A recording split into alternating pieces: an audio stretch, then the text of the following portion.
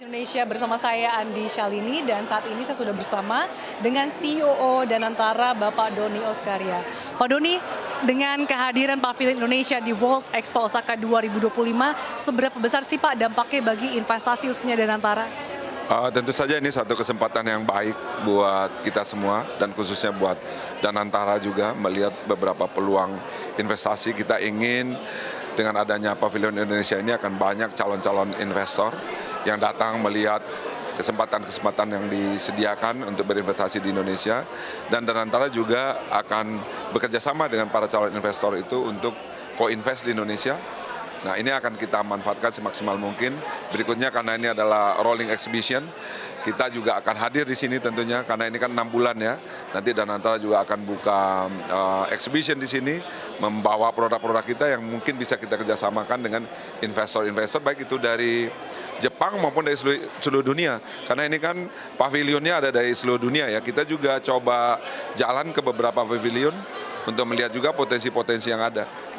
Nah, berdasarkan pemantauan sektor-sektor apa saja sih Pak yang paling akan didorong?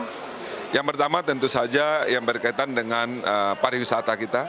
Pariwisata menjadi salah satu daya tarik tentunya, bahwa kita juga akan menjadikan pariwisata sebagai satu backbone, dan di dalam Danantara tentu kita juga punya banyak aset pariwisata. Kita punya 130 hotel, kita punya juga destinasi-destinasi, kita punya Taman Mini, Borobudur, Prambanan, dan lain sebagainya. Ini akan kita jadikan sebagai destinasi untuk industri pariwisata kita.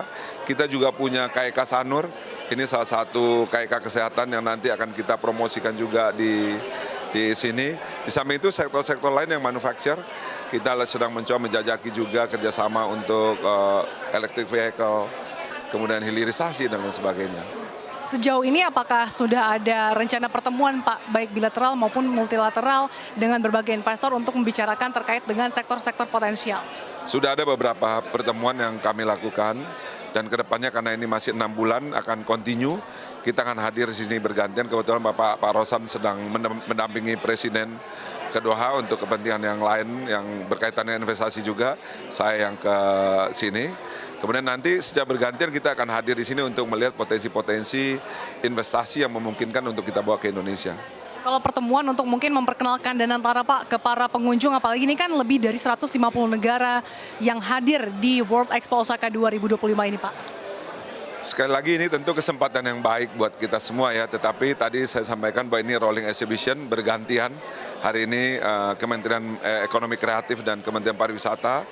Nanti setelah itu Danantara juga akan mengambil porsi tentunya untuk memperkenalkan Danantara, dan secara di luar daripada eksibisi di Tokyo ini kita terus continue memperkenalkan. Kita mengadakan pertemuan di Hong Kong, kemudian juga di Singapura, kemudian juga sekarang Pak Rosan sedang ke Doha. Kita juga sudah ketemu dengan Qatar Investment Authority dan lain sebagainya. Ini terus kita lakukan dalam rangka mensosialisasikan dan juga memperkenalkan Danantara ke dunia internasional. Dan harapan kita tentu akan membawa banyak investasi ke Indonesia yang bekerja sama dengan Danantara tentunya.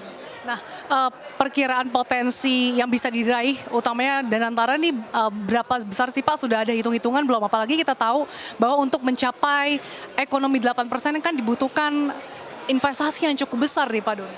Sekali lagi bahwa memang investasi ini kan tidak sesuatu yang instan ya, tidak bisa kita dalam 1 bulan, 2 bulan kemudian selesai. Kita sebagaimana pesan dari Bapak Presiden, kita ingin lebih hati-hati, tetapi bukan juga berarti tidak cepat juga, tetapi cepat dan hati-hati. Sudah beberapa potensi akan kita lakukan untuk berinvestasi, terutama sekali tadi di seksi yang memberikan dampak terhadap ekonomi Indonesia, khususnya di hilirisasi.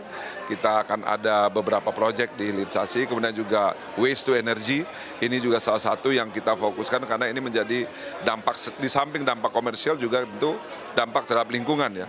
Ini juga menjadi prioritas kita. Kemudian juga ada manufacture beberapa yang sedang kita coba lakukan feasibility study, dan nanti tentunya ini akan ke publik juga. Setelah nanti beberapa final yang memungkinkan prospeknya sudah secara feasibility study sudah kita lakukan, ini akan kita komunikasikan juga ke publik, karena nanti akan kita hitung juga berapa dampak terhadap employment-nya. Baik, terima kasih Pak Doni atas waktunya. Sehat selalu untuk Anda Pak. Demikian perbincangan kami bersama dengan CEO Danantara Bapak Doni Oskaria. CNBC Indonesia Beyond Business.